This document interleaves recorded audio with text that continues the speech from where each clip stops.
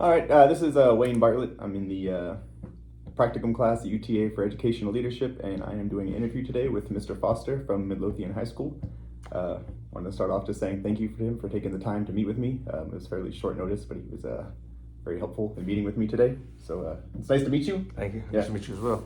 And today is just some basic questions on school operations, data-driven instruction and planning and that kind of stuff. So Yes, sir. any answers you have is awesome. I appreciate the time again. So how long have you been the assistant principal here at Midlothian High School, or one of them? Exactly going on about 4 months now. Right. Yes, sir.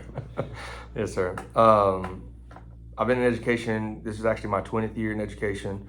I've been an administrator for roughly about 8 years. I've opened up prior to working here at Midlothian High School. I opened up Dietrich Middle School with Dr. Rogers, who is now the standing principal here at Midlothian High School. I was there at Dietrich Middle School for 2 years. Prior to coming in with the planning phase, I worked at Walnut Grove Middle School, and then I've done 3 years outside of Midlothian ISD as an administrator in Dallas ISD and Mansfield ISD. Awesome. And tell me a little bit about your pathway to leadership as far as like schooling and stuff. How do you, I initially started out coaching in Mansfield, and I had a principal that really took the opportunity to really to put me in a lot of leadership opportunities.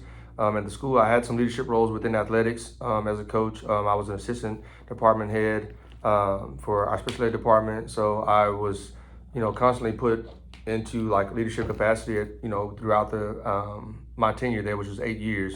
And then I took on those roles when leadership opportunities were needed. I took on those opportunities. I was asked to do them, and sometimes I even requested to do them, and I enjoyed doing those things. And I got to the point to where a lot of my leadership and mentors in that particular era of time actually were, giving me guidance on my next step and what that looks like for me. Because I didn't have, honestly, a true vision of what that looks like and how to obtain those things, other than just, the general go back to school, get, master's and those things. So I had some really good guidance. And I actually am a Go Mavs alumni. I was guided into the UTA program and from some mentors, and I, moved on that path, and here I am.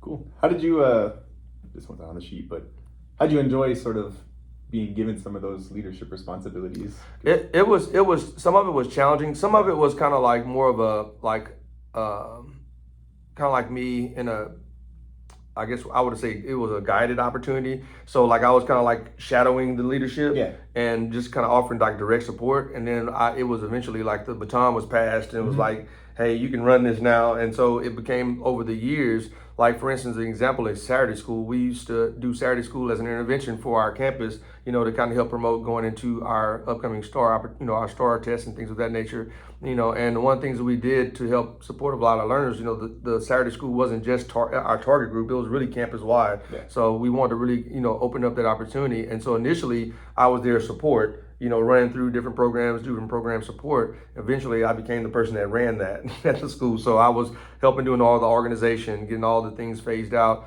making sure all the systems were put in place and run, and it became my project. And so that was kind of the thing that I became to do. But it was really good to have someone kind of model it for you, set the exemplar, and then from that point on, then you knew how to basically run it with fidelity. So yes, sir. I've been finding it pretty interesting, right? Like I was just a teacher. I don't know what's going on behind the scenes. I show up, right? And all of a sudden, like learning, okay, this is why we do the things that we do. Exactly. This is why budget works the way it does. Yes. And it's also just a little bit of freshness to it, right? Yes. Like I got this new role all of a sudden. I'm not in the same classroom every day. I'm out in PLCs and stuff like that. And it's been a little bit of a freshness to me that kind of rejuvenated me a little bit. It's good.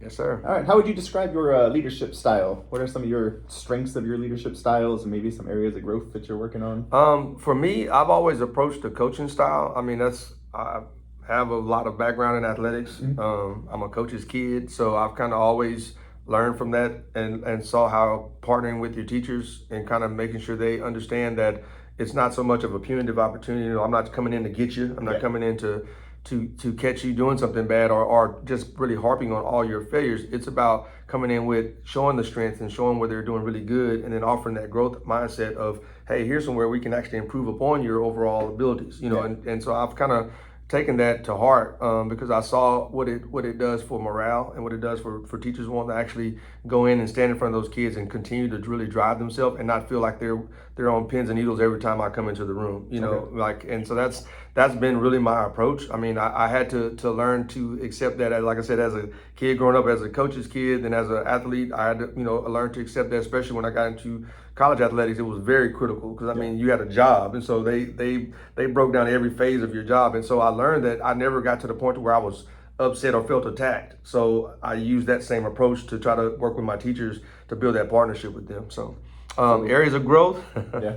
I would say that really one of the things that we all come across, and you would think sometimes as you know, being from a coaching background, that you can have that critical conversation, but sometimes you will be challenged. Someone might not receive that response, Yeah. and just being able to have that criticality with them and direct with them, but not necessarily, you're not trying to break someone down, but you want to be very direct and understanding. Because if the coaching is not received, you know, at the end of the day, we're trying to put the best person in front of those kids, and you want those people to be the best person that they can be in front of those students. Because at the end of the day, we're trying to serve those kids, and so it's getting to the point to where I see if the feedback is not being received, it's not being implemented. You know, how to have that critical conversation, because that's sometimes, I'm a people person, so sometimes that's the hard part, is like to really get really straight, you know, black and white at times, you know what I mean? And sometimes, you know, you really want to, I don't necessarily say I caught on my teacher, but at the same time, because of I've been more successful at building partnerships, that I really hadn't had to do a lot of those critical conversations. Yeah. But when I've come into those, that's the ones where I feel the most uncomfortable, and I will be transparent and say that, like, when I have to get like super firm with them, and I'm like, man, like, what happened? Like, why was not able to win them over into the concept? And so then it's like more of a self-critical analysis of, like, what can I do better? But then I've accepted the fact I have to have that critical conversation. Like, you can't avoid that. Like, it's unavoidable. For me, that's one of mine as well. Is and it's not something I get to practice a lot, right? No, you don't. I'm a teacher, so maybe with my students a little more. I find myself this year saying, hey, I need to be firmer with them because this is good practice for me when I have to be firmer with employees later on. But I'm just curious, and this isn't on the sheet again, but after you have that difficult conversation with somebody, how the next few days afterwards, is there like a mending process sort of thing? So the way I've approached it, and I've really leaned on a lot of my my colleagues to get, you know, feedback, because we all have different skill sets. And so, like, I watch some of my colleagues, especially this year being at the high school for the first time, I've watched how they've approached some of those critical conversations, and we've also had dialogue about those as a team to try to, you know, give feedback, and I glean from that. And I'm looking at how they approached it, and I was like, I like that, because you don't ever want to come across as you're attacking someone. And I've worked with some really good, some of the greatest coaches, you know, in football. I've actually played with some of the greatest players that I've had the experience of playing with, and I've watched how they were approached and how they were groomed. And I said, there's a way to make the toughest guy, or even the meekest person, be successful, right? Mm-hmm. And so I've always tried to do that. But then at the end of the day, sometimes you gotta have those tough conversations. I've had the tough conversation, is trying to reflect on having, what does that look like giving it versus then receiving it? Because I can receive it, but I had a mindset to receive it. So do you develop the mindset, or do you have the critical conversation? That's kind of the part you have to look at. Like, and sometimes you don't have time to develop the mindset. Sometimes you have to just have that critical conversation. And the follow-up is, think about it in a relationship with your own kids. If you have kids, you have to have those critical conversations to make sure your kids are doing what they need to do. But at the end of the day, you come back and you love on them in your own way to help build that relationship in the relationship. And you do the same thing with your teachers. I mean, at the end of the day, you want to reestablish and re-emphasize the partnership that you have. That's what I've attempted to do. It doesn't always work, because everyone has choices that they make individually. Yeah. But at the end of the day, that's my attempt, is to approach them back with the concept and follow through with them. Let them know that I'm here to support them, but at the same time, I'm also here to hold them accountable. And if they need anything, I'll be the first one to try to support them at the best of my capacity. And so establishing that part of the relationship to me is critical. And once you have that part of the relationship, regardless of if it's accepted or not, then you've done the best you can to try to, of course, mend any kind of feelings. I try not to come off to where it seems like an attack, but at the same time, some people receive it that way, and their perception is reality. So you have to make sure that you come through on the back end and try to support as much as you can to show them that you're there we're there as partners, and not someone is like looming over you. Does that make sense? So that's it.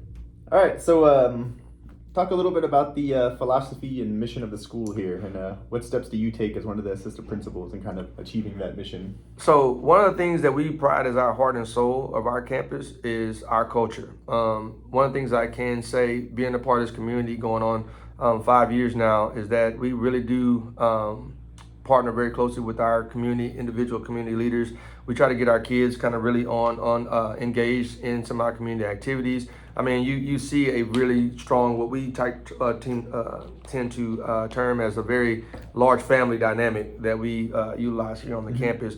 And you can see that with the fellowship between our staff, between the individual, even the leadership staff, the way we interact with each other. We do a lot of things across the district that, to kind of reinforce that culture. So the culture doesn't only exist on our campus, it also exists at the district level as well. And each campus is going to have its own unique dynamic of that or version. But at the same time, it's one of those things that we really pride ourselves, and our principal does a really good job of emphasizing that. One of my things is my components is that I am part of that that component of building up that culture. I manage different organizations within the campus.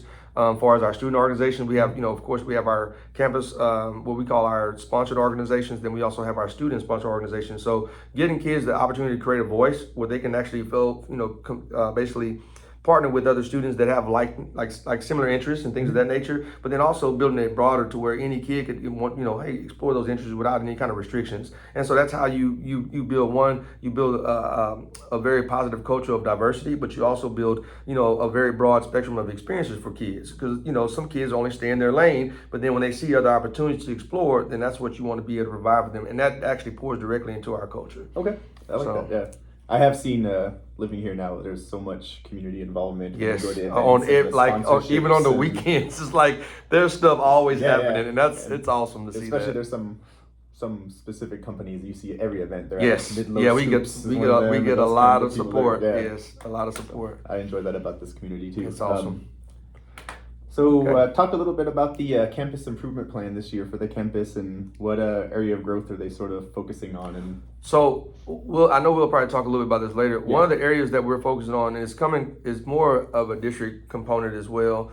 We're really pushing into the concept of PLCs and how that's effectively utilized. Okay. And then of course partnering that with being able to provide as precise of data-driven instruction as we can, and we're doing it in a phase. We're not trying to jump to the end, but we're also actually doing everyone knows the reverse design. They design with the end in mind, and so we're doing that process. And so at the end, we know where we're trying to go as a district and how we want to be able to utilize data. We want to be able to utilize that as in driving our instruction, but at the same time, we're building it we're phasing it in. Yeah. We actually have started doing PLCs, and that's one of the things that's really, the teachers are starting to see the benefit of it, even in its early rollout phase of putting that into place. So I really enjoy seeing that. I've come from different districts at different levels of that. Yeah. When I was in my earlier phase as a teacher, we started using PLCs. That was over 8 years ago. So I mean, it's one of those things where everybody's kind of in their own phase of using that. But here, as a district, we're really starting to emphasize that, and it's rolling out from the top down. And we're really, and it's one of those things that is being well received because the teachers are able to see direct benefit from being able to plan like that and seeing those, building that community within the schools, within the departments, even across departments. I mean, being able to do those things and seeing how it directly benefits our students, our productivity, as instructors, and of course our kids being able to perform well, so academically. So yeah. It has a strong benefit. And that's really been our key focus, secondary focus next to our culture. Like that's one of our academic focuses this year. Let's see. So tell me a little bit about what you guys have started so far with PLCs. Like how frequently are you having them? So we're doing those weekly. Right now we're rolling those out weekly. We pretty much have them by, of course, the departments are all assigned a weekly PLC calendar. Okay. They're meeting weekly with those. The way we originally rolled it out, it was administrator led. We kind of modeled the expectation. We've created an agenda, a universal agenda that the campus, all the departments use the same agenda. We practice that. I mean, even like I'm over LOTE and some the fine arts departments, and we're utilizing that same document. I mean, it's not one of those things to where if you're in this department, you can do this. We're trying to be as uniform and to create that accountability piece, so that way they can all share across. Does that make sense? Because if you all have different versions of that type of agenda or process, then it's hard to communicate across other departments. And so, but right now we can actually do that. We've already kind of accomplished that task, and it's actually been being done with great fidelity. From me looking at former schools and former districts rolling out that type of process, they've made a pretty good jump this year. We've made a pretty good jump this year as a district to be able to do that on all different phases of our instructional capacity. And so seeing that rolled out right now, that's been a really good part of being able to break down assessments. They're starting to do that. I mean, like even in my department in Load, we've actually come up with some common assessments that we've derived across even all the different levels of, say, Spanish. You know, you go 1 through 4. So we actually are working together to actually align some common components, you know, just like you would do in an English test. You have a lot of vertical alignment with your English, you know, 1, 2, 3, and 4. And so the same thing what we're doing with our Load and creating those dynamics in order to be able to assess and see where our kids, how are they growing from year to year, you know, what does that look like? So we're creating that long-term data along with seeing some real-time data we can provide to kind of create some different instructional pieces, and they're doing that in a community platform. So it's not like isolated, well, I'm Spanish 1, so I just figure out my Spanish 1 data. We're looking at all the data collectively, and they're doing that in every content area. I've actually had the opportunity to look in some other content areas, and so they're doing that as well, because I'm trying to take some of those same elements and some of those same talking points, and we're trying to share those amongst each other. So that's how we're growing as a campus as well. So like where they're having some growing pains or some struggles in PLCs, we're sharing across the campus. It's not like, oh, you're just stuck in your own phase. We're looking at that as a body, and we're trying to attack those all together as a collective. And it's been well received. And the teachers are seeing like I said, they're seeing the real benefits of that in our growth and being able to monitor and see, okay, we didn't realize our kids were struggling on this before. They didn't have that issue. I mean, you just kind of ran into it. Now you actually can do a lot more foresight on some of those issues, learn when to create, you know, optimal times to do reteach, or even some target areas that they may suffered in from some previous data that we've collected. Now you can actually see, they're still struggling with some of those components from prior tests, EOCs, and things of that nature. They can look at that data and create some alignment with those things. And so it's been well received, in my opinion, from there. Yeah, and I can understand the importance of that vertical alignment, because I teach on a CTE campus, and we're only CTE. We don't have anybody kind of have the mile, I think. Here. Yes, sir. We have the mile. Yes, sir. And so I teach a upper level class, and I have students from 6 different campuses that come to me, and they've all taken a different experience at those lower level classes, right? And we don't meet with them ever, other than at the beginning of the year we have one meeting for about an hour to vertically align, and not much gets done. Not much. And so I get such a wide variety of people who've never done anything. They watch movies all year, to people who are like really, really in depth with their content, and so it's a struggle to get everybody together on the same figure out page the needs of your kids, room, and figure out what they really need. So, yes, sir. And I guess you have the benefit here of at least everybody's on the same campus, so that vertical alignment, it's easier to hold somebody responsible, because they see them every day. Hey, you're Spanish 1. Why aren't they ready for Spanish 2 when they get here, right? I don't get to see those teachers. And if you think about it, you see a lot more of that when you deal at an elementary level. You know, they tend to have a really good. I've worked only 1 year, but I noticed that at elementary, they had a really good system of creating that vertical alignment and preparing those kids from year to year, because of that basis of community that they established. And so we're doing a version of that. PLCs pretty much creates that same form of community throughout your campus. And like I said, we do that consistently. And like I said, when you do it, just having PLCs is not the remedy, right? Having PLCs with fidelity and understanding the purpose of those PLCs and the focus and the targets and the goals of those PLCs is what gets done. And to make sure that we're taking our time to do each step with fidelity. Like, we're not trying to like just jump through the whole process and we're doing PLCs now. We're actually going through each phase and trying to get really good at each phase as we go through the process. Understanding that you can't just like, you know, compartmentalize the process to a point, but at the same time, you can actually kind of work on, you know, because some of the stuff is like what I call housekeeping, but then some of the things is the best practices is knowing how to break down data. That's a critical skill that you need to know in being in a PLC, because if you don't know how to break down data and assess the data as a group, you know, then what are you planning around? Like, you know, so,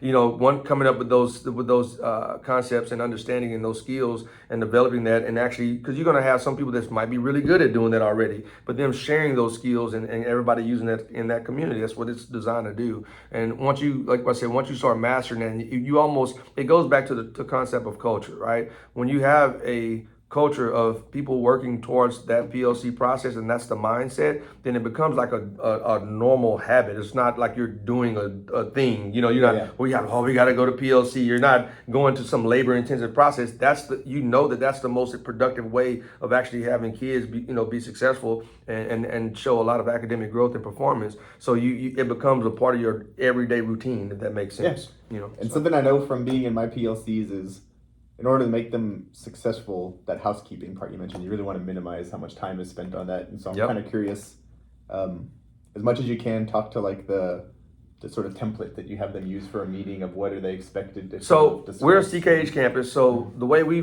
frame our initial meeting, we go through some of the CKH process. We talk about, we do good things. I mean, it's literally scripted. I mean, if you look at, I wish I had one from I could really dive down deep into it. But what we go through in our process, everything is scripted and set to a time. So it looks like if you think about an agenda or a lesson plan, but it's actually scripted down to time. So you don't want to go and just have a free form. Let's have some bullet points, because if you have bullet points like that, a lot of times you can get stuck on one, you'll never get off of it, and you leave with like 5 bullet points and your time's run out, and we got to go to our next class. What's your time limit on it? How long do they get for they get it's a period. So it's a 45-minute window, and they plan throughout that whole entire process of the PLC. So that it's scripted down to, like, they start off with good things.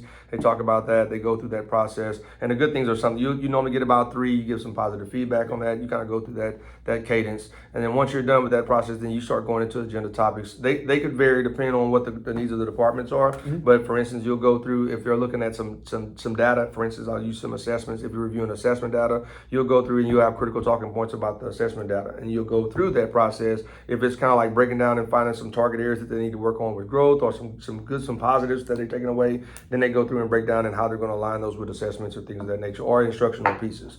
And so they go through that process scriptedly, in a scripted format, and they go through that, and then they process that down to the end. But the whole time that they're discussing any talking points, anything that's being done, you have an individual that's a timekeeper. You also have an individual that's also a scribe that's kind of taking the notes. And so they're taking the notes directly into the template's a live document. So they're taking the notes into the template. We are able to see those templates. So like we have access to those as well. So we're able to monitor that information real time. And then those teachers, they just update those per meeting. So every meeting that they have they'll have a new template. They'll go into the information. If there's information they need to carry over from a previous PLC, it'll have those talking point opportunities within that agenda as well. And then they'll just go through it. So that way it's always a flow. You can get sidetracked. I mean, that's just the nature of any type of meeting. But what I've seen done really well is that if you follow that practice, you really, and don't get into a lot of sidebar conversations, and you really stick to the content. The good thing is that to me, in my opinion, comes to like the way we model those meetings initially, and then passing that over to our department chairs who typically run that meeting, and just really emphasizing with them on how to make sure that we're staying focused. Their job is to keep everybody on track in those meetings and not allow them to just stray off. Does that make sense? And then, someone that's keeping tabs on the time, they're watching to make sure, like, hey, we need to probably move on to this next point so we can get through the agenda. Those are critical. Those are critical pieces, man. Yes, sir. So talk to me a little bit about I'm trying to think here. Obviously, you're looking at data, right? Because you want them to intervene in some way, some kind of reteach or something. So how do they decide, once they've looked at data and found the gaps that they're trying to close, how do they decide what sort of interventions they choose to use? And is it just by teacher, and you just kind of keep an eye on them, or is we actually have different resources that the district use. We have individuals in our district that are I guess I want to probably use. They're kind of modeled like a content coach, and so those content coaches, that's one of their key jobs. So like if they're over English, for instance, one of their key jobs is to look up resources and intervention resources, and they provide those to each department independently.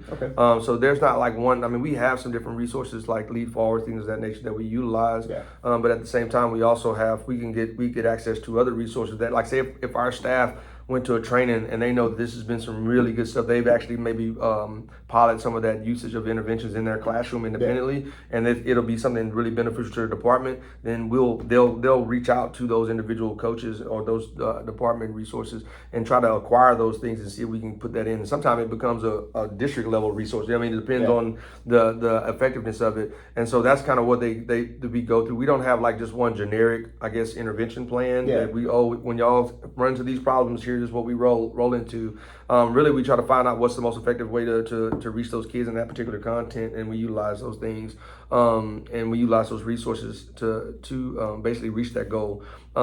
Once again, it comes down to everyone has a voice and everyone has the opportunity to contribute. Yeah. It's one of those things where a lot of people get disillusioned, in my opinion, away from PLCs because, for instance, if you're doing something with a kid with a group of kids and you're having success with it, but you're another teacher in a similar class is attempting to do some different things and not having success, the idea of seeing someone with success and modeling success, that's been best practice since we've been alive. But that's how man has succeeded and continued to progress, right? So, to deviate away from that concept, that's a core concept that's what the PLC community actually is designed to do, like to take strengths and weaknesses from individuals and kind of build a powerhouse. Yeah, exactly. It's the root of it. And so like, that's one of the things that we will initially do. Like if it's like say directly instructional, but if it's one of those targeted learning gaps and things of that nature, and they need specific resources to reach that, then we try to give them resources. We probably provide resources, or they will come to us with a request for resources.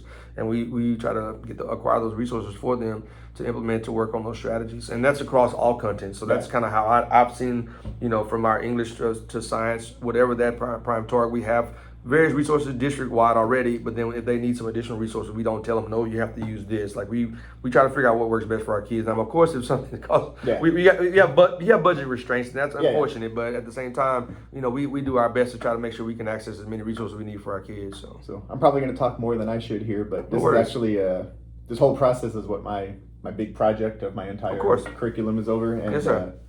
So what I'm working on right now with my teachers, I'm assigned a couple different pathways that I work with specifically, so I don't have too big of a group. But yes, sir. It's sort of switching up our PLC structure because we focused so much of our time on just looking at the data, right? But and not actually doing anything with it. I feel like most teachers know how to look at data. Most of us can look at numbers and say that's low, right? Yep.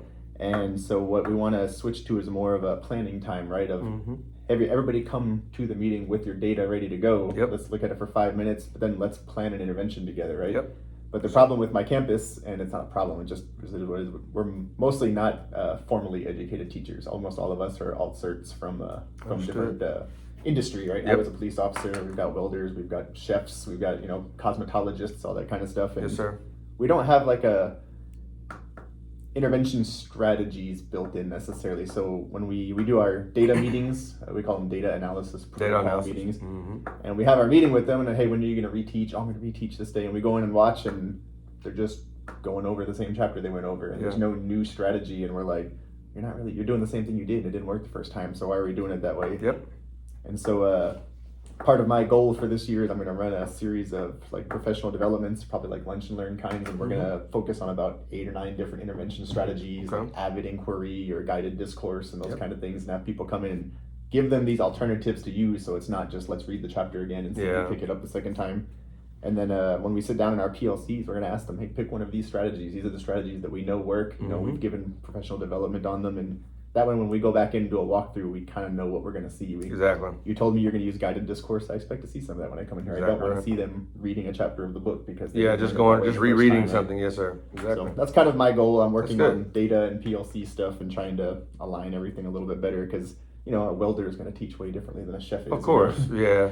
One thinks that their work is more academic. One thinks, everything we do is hands-on. We don't need to look at data. It's just shooting torches at metal all day. That's what we do, right? Exactly. So we have to be real careful about making sure, but you had some kids fail, and we need to fix that. So and there's some fundamental things that still should be in place. Even if a welder has a lot of hands-on, there still should be a lesson plan that guides that you should be able to follow from the outside, from say a supervisory standpoint. There should be some uniformity across whatever teaching style. The teaching style is your delivery style, but the planning phase should be universal, in my opinion. That it shouldn't be, I can plan this way and kind of wing it because I know all my hands-on, the skills are in my head. But at the same time, if I'm trying to help to coach someone, I need to have something that's guiding me because I don't have what's in your head. So I need to be able to look at the practice, and so I need to know where you're going with the practice and not trying to figure out what you're doing along in the process. So if I have something to reference, like I said, if you're lesson planning, that's a guarantee that you're going through in front just like, and I'd use the sports reference. When we went out to practice, we had a practice plan. We didn't just show up and like, oh, okay, roll the balls out, let's get the cones out. Like, we literally had a scripted plan. That is no different than having a lesson plan. And so that's the same concept.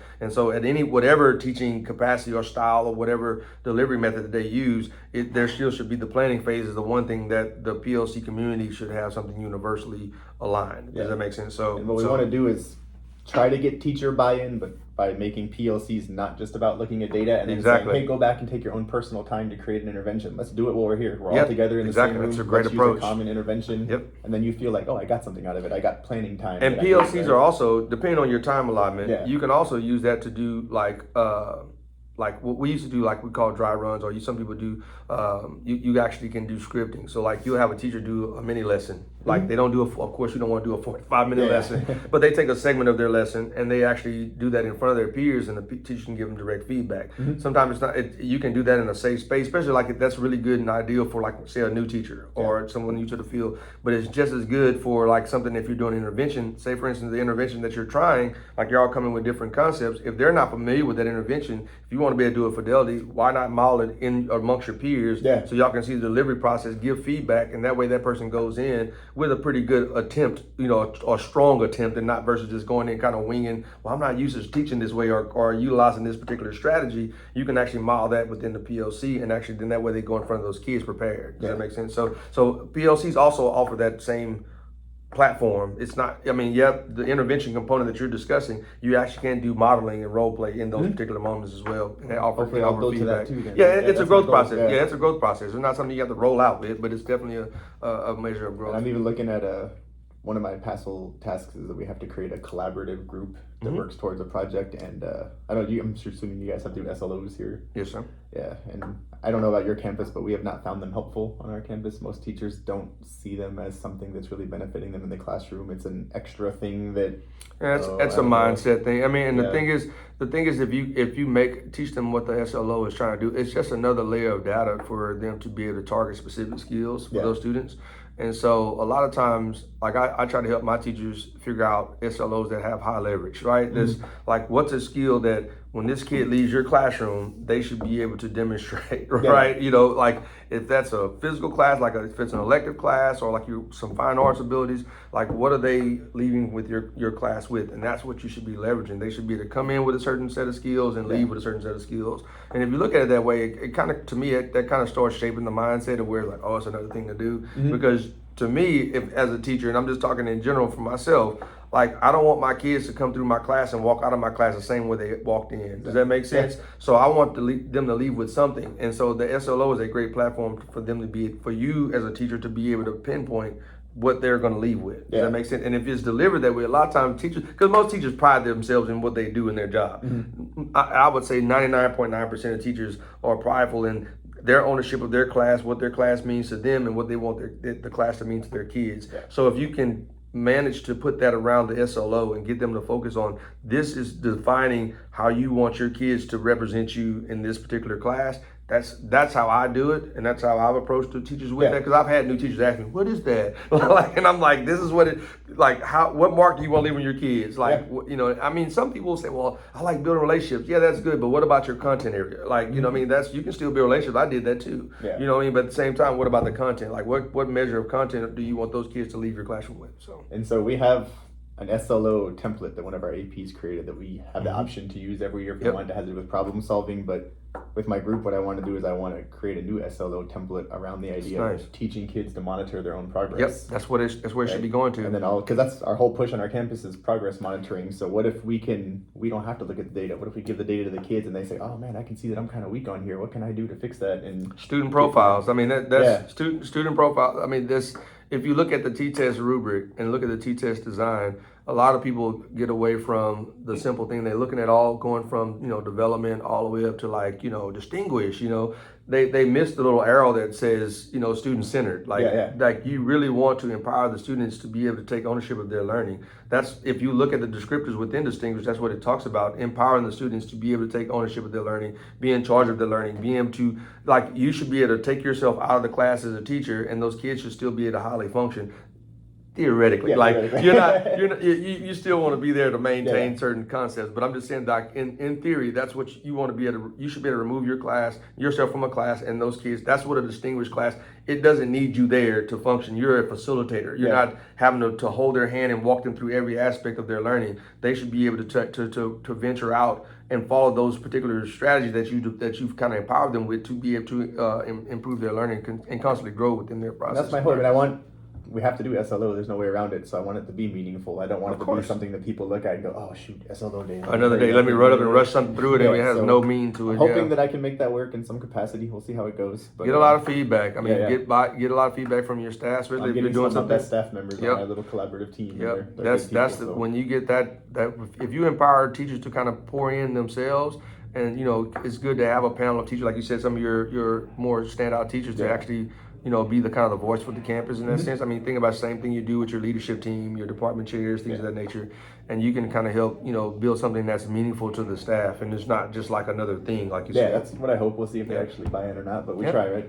Yeah, one step at a time. All right, so let's jump down here to the bottom a little bit. What's the campus approach to discipline issues, and how do you guys handle discipline? What kind of matrix do you use? So yeah, we utilize a matrix. Our campus. I guess you would say behavior or discipline coordinator, Christopher Cravey, developed a matrix that we're utilizing. Actually, it's new to me. They've used it. They actually piloted pretty much most of it last year, and it's actually become a resource that we're actually going to probably eventually push out throughout the district. We actually used some components of it when I was at the middle school last year. I'm utilizing it, of course, full time now. It goes through a matrix of basically it's an integration of our discipline, of course, our code of conduct, but along with our CKH, right? Okay. So the goal is to try to make sure we're building those relationships up front, but at the same time, we're not trying to destroy relationships by discipline. Does that make sense? Yeah. And so the goal is, once you go through the model, we utilize a lot of the 4 questions that talked about, like, so what are you doing? What are you supposed to be doing? Are you doing what you're supposed to, you go through that model of questioning, which is all branched from the CKH. After those models of intervention are utilized, then you have some different additional steps that you follow through the matrix in order to be able to enforce different aspects of discipline. If a student refuses to follow those concepts, you go to the next thing and say, all right, if you refuse to follow this is going to result in me calling parents or whatever the next phase of discipline is going to be for that particular situation. It could be, contacting the parent, which is one of the initial steps. And then once they've done a lot of those things, they can actually go into writing what we call like a warning. They'll actually it's put into our discipline system, but it's written similarly to like you would do a referral. The only difference is it's designated as a warning outright. So it's not something that you convert, but it's actually, it goes in as just, a form of documentation that you had to progress up until this level of intervention in order to address the situation with the student.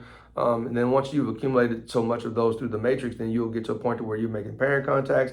And then after those parent contacts, you progress into actually writing a referral. So everything doesn't go straight to a referral, right? And so that's a lot of times you're trying to build a mindset of trying to help the teacher, to empower the teacher to always have that control in the classroom, and also have to learn some different strategies. And we give different examples of, if a student is exhibiting these behaviors, this is a teacher intervention. And then if they demonstrate some of these this is all on the matrix. Yeah. If they demonstrate some of these behaviors, that's an administrator intervention. So the teachers actually have a framework of what to work with. And we actually have a flow chart on the matrix that they can see, and it actually has identified steps that they can go through one by one. And so we asked them that in each individual student, they work through those discipline steps, because what it does, we're trying to keep the kids in a learning environment. We're trying to keep the learning environment productive. So if you follow those, it gets away from teachers getting into maybe power struggles with the students, and it helps you, to minimize downtime away from instruction, trying to do a lot of discipline. Yeah. So if you follow those, it's really designed. I mean, it was well thought out. Mr. Cravey did a really good job of taking some of those CKH components and then looking at our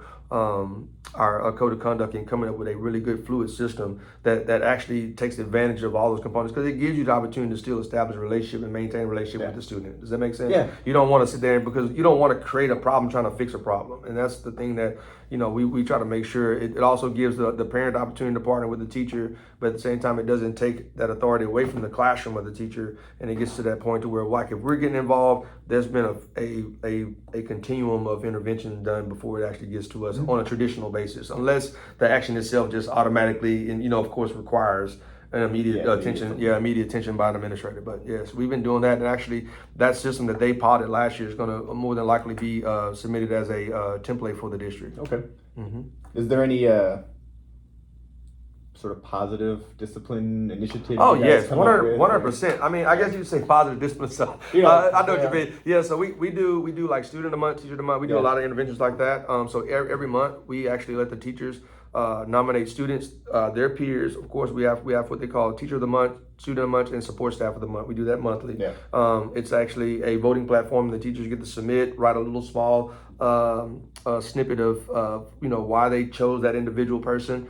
They can nominate one. We get a kid from each grade level, so Yeah. I mean it's not like you just get one kid and they represent the over 1,900 students we have here. So each you'll have a ninth grade nominee. We average about anywhere between 4 to 6 nominees, but we actually of course have to only put in 3 Yeah. to vote on, and so we kind of narrow it down the best way we can. In a systematic format, based on like if they had multiple nominations, things of that nature, we have a system for that. But we basically get those teachers, once we get those nominees set up, we send it back out. That's something that I do myself and Mr. Cravey kind of initiated that process, and it's actually been supported by our local Chick-fil-A. They actually offer that's cool. offer some little gift cards. As that and community involvement you talked about. Yes, right? sir. And they provide gift cards for our staff, and they gave us enough to be able to do that throughout the entire school year for our entire campus body. Yeah, and awesome. so and then we give certificates. They take pictures. We put that on the social media page, and then we also do a thing that I thought was really amazing. And I'm going to give credit where it's due. Mr. Cravey started this plan, and so I try to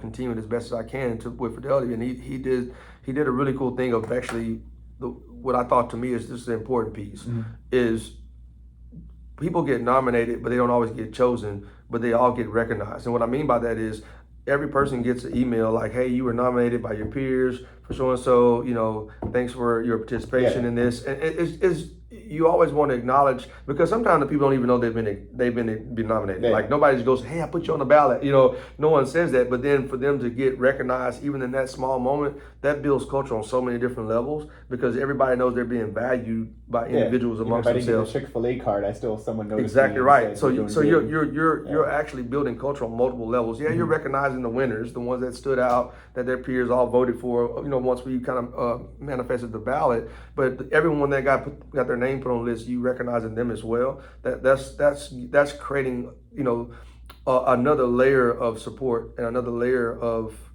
to me of cultural building blocks when people get recognized even on some of those simplest levels. Does that make sense? No, I get that a lot. And to me, I think that's important, because I've seen a lot of vote for your favorite whatever, and sometimes you don't even know you got nominated, and then you just like, so and so got picked, and then it only means a little bit to you. It's still something. Yep. Right? And so when just to even know that somebody acknowledged you, and things of that nature, to me, I think that's very powerful to be able to do that consistently.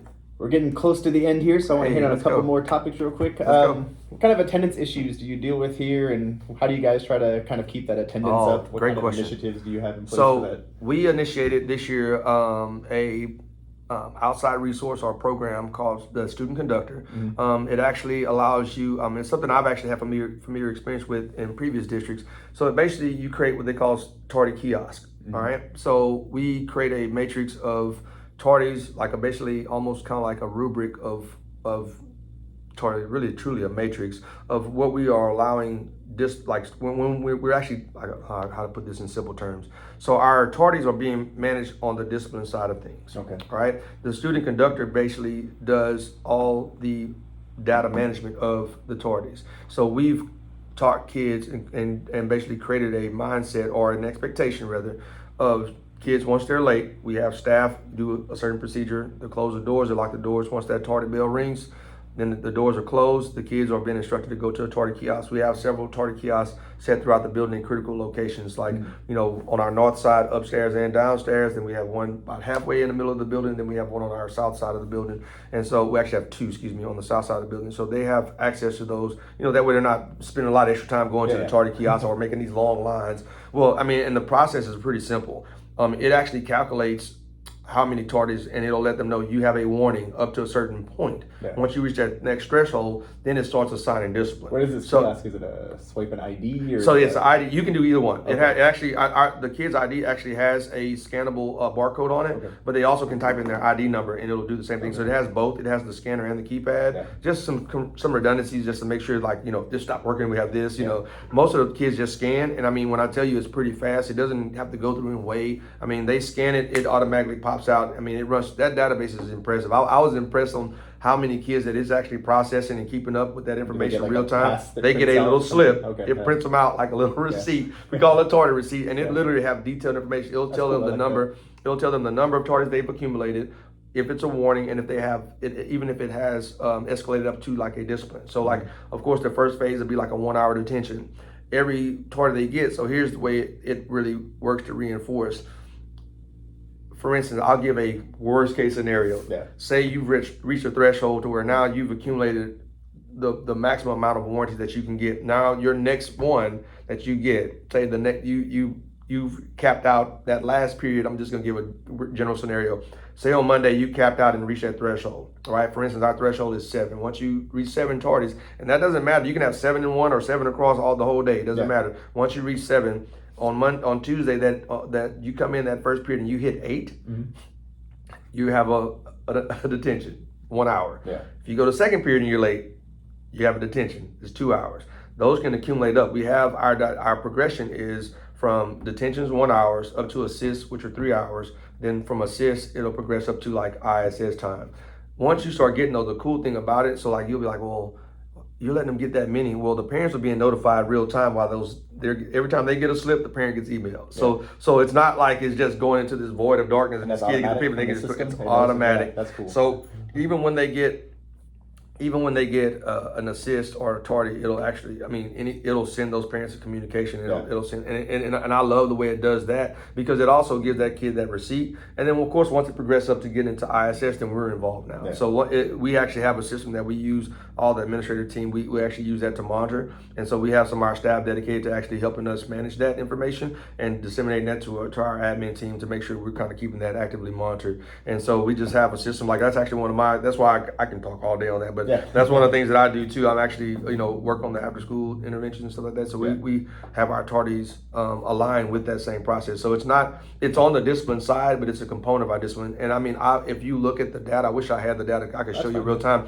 I mean, that first few weeks of school when we didn't really have, we gave it like a run, just a dry run, let them see. We said, hey, this is what the expectation, we kind of phased it in. And you just, like, as soon as that tardy conductor went live, I mean, if you watch the way the data stream goes, it goes like from really high to just like it like fell off a cliff. And then now you just have a slow trickle, and it's steady on a decline right now. Started to realize like it's going to because some kids, when they started getting that first detention, it was like, oh crap, and then it's like then they started going up to the next phase, and you had a few that pushed the system all the way up. And we've actually had, brought those kids in and started working with their parents, working with them directly, coming up with with expectations and putting plans in place to kind of help support those students as well. Yeah, that's cool. That's a good system. I like. Yeah, and I think everybody should buy it. Yeah. Like, I'm not advertising. Student conductor. It's a great system. No, but anyway. All right, we're running out of time, but there's one last thing I just wanted to hit with you. It's almost personal for me as much as it is for the class here. But advice for a new first-time campus leadership, new AP to a campus. What was your experience like, and what would you say to somebody who's maybe taking their first leadership role in a AP type of setting? I guess because I've moved around quite a bit and worked at multiple levels. And I say it quite a bit, like I've been in this district going on 5 years, but I've been in Dallas, I've been in Mansfield. I would say be open-minded. And also one of the things I will say to everyone that's in this avenue, the network that you're building right now, like there's nothing wrong with maintaining that network. Yeah. Like you're gonna learn a lot more from your colleagues that's already been in the field and then of course you're going to learn from boots on the ground as well, from personal experience. But to me, it's okay to lean on other individuals to learn. Like ask questions is my ultimate advice. You're not going to know everything. There's going to be systems that you're going to have to learn. Every district's going to have its version of a system. So be open-minded, but at the same time, don't sit there in silence and like what I call suffering silence. Like if you have questions, that's one of the first things that I learned when I came to the campus. I literally had a list of questions to ask my team, because I've learned over the years trying to go in and trying to say, oh, I'm just going to sit here and figure it out. And you waste so much time of trying to figure out things when you have people that already can, oh yeah, this is how you do that, this is how you do this, and you're like, oh, and if even as a new person, like I said, I'm new to high school, Yeah. but I understand the concepts of being an administrator, so I knew that there were some critical pieces that I need to know, right? And so that's my experience, I guess you would say, that I've gained. Yeah, so just it's being on knowing, others. yeah, and it's not about being necessarily vulnerable, because if you're in a high school setting, you'll have a team. If you're in a middle school setting, it might be a couple of y'all, right? You might only have two, depending on the size of your campus. If you're in elementary, it might be just you. So then that communication would have to happen between you and your principal, right? So being in the process of, I say, if you have questions, sometimes you might walk into, you might not even know what the question is. Like you're walking in and you like, they give you a host of, duties, because that's kind of how we break out our duties. Everybody have assigned duties and specified duties. That was the first conversation that we had. We talked, we talked about building relationships, but we started, this is who's over what and who's doing what. And when we started talking about those, when I got that sheet, the first thing I did is started, basically developing my questions. Like who had ownership of this last year? Or did anyone have ownership? And so that way it helps guide your directions of actions.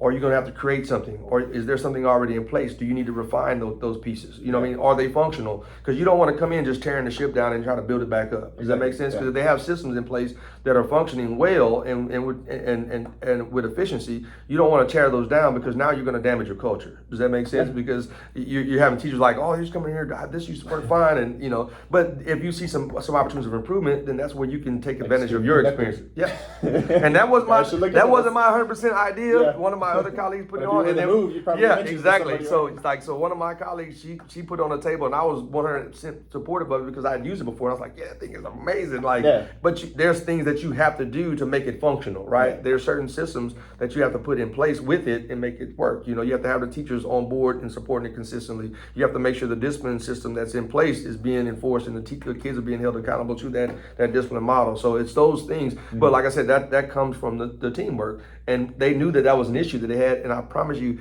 we've had exponential improvement on our tardies because of that. Yeah. Like, I mean, and it's coming up with those new ideas. I mean, it's the first time, and we had to buy new equipment. I mean, it was one of those things. It wasn't something that this other school uses over here. We're the first one in the district to use it, but we might not be the last. Does that make sense? So that's one of the things. And I would kind of close this with, when I came in here, you said, I didn't mind sitting down with you on short notice because I've been in your shoes and I know what you're. 100%. That's exactly what you're talking about now. Yes, when sir. you become that new AP, like. Yes, sir. There's a reason that other people are called leadership, is because they're there to help people. It's all about growing leadership. So leaders grow leaders, man. Yeah. That's no what the bottom that line. Somebody would not want to say, hey, let me show you how we did this before. Here's the systems we use, and that's the point of being a leader. And they're going to want a functioning team, right? They don't want somebody on the team that's not functioning, because it's not going to help them. So and that's what, if you remember my first point, my principal, Travis Moore, I'm gonna put his name out there. So actually groomed me into leadership. Yeah. And it's like, good leaders build leaders, and that's I've seen that process go, and I work with that because our teachers are leaders in their classroom. Mm-hmm. So the continuum of that goes from the top to the bottom. Does that make sense? Yeah. And so, like, me sharing that information with you, I know I have colleagues and people, and when I say those networks, those partnerships, I mean, there's a lot of people in my circle that if I have a system that my buddy uses a system like this, and I'm not familiar with it, I can reach out to those resources. And that's why I say maintain those relationships that you build with colleagues in the program or people that you come in contact with, interacting with on through this process. And so, because those people will be like really good assets. I mean, and we build a community. Think about your POC. It's like a larger version of it, right? It's like a, and that's the concept of it. And I mean, because we're all trying to help each other grow as leaders, and that's how you're going to continue to do that. So, cool. Well, thank you for taking the time. I appreciate it. Very nice to meet you. You as well. Thank you, sir. Yep, appreciate it.